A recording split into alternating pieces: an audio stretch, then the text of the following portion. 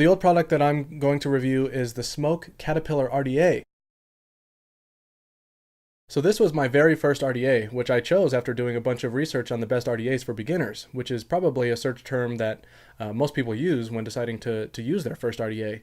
Well, this was a popular RDA when it came out in mid-2014, and it was still somewhat popular at the time that I bought it, which was in early 2015. I did an embarrassing review of this 2 years ago, which I'll link to in the show notes if you want to see it. And I still remember getting this and thinking about how sleek it looked. I couldn't believe the quality of this RDA for only $12.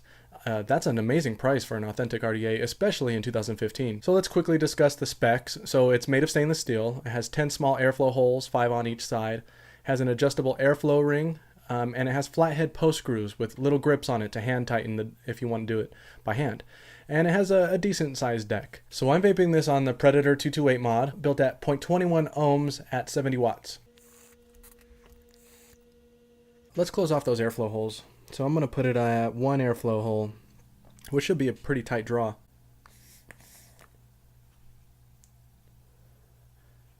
Not mouth to lung, but close. I did vape Honey Bear on both the Caterpillar RDA and the Goon, and clearly the flavor is a lot more muted in the Caterpillar.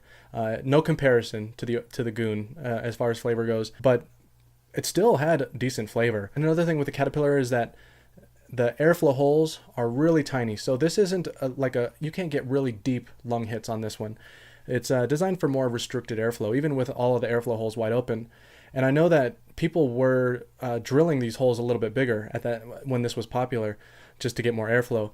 But I think it's pretty good for what it was. And you know, the deck, it's decent. You know, it's about the same size as a lot of decks these days, so it's not terrible. The post screws, they're not bad. I actually kind of like how easy it is to build the deck on here, to install coils.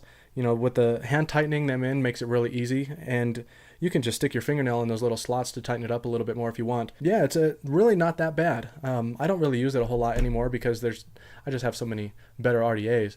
But yeah, I think it's still a pretty good atomizer. I definitely wouldn't pick it over pretty much anything on the market these days. But yeah, it's just fun to go back and take another look at it.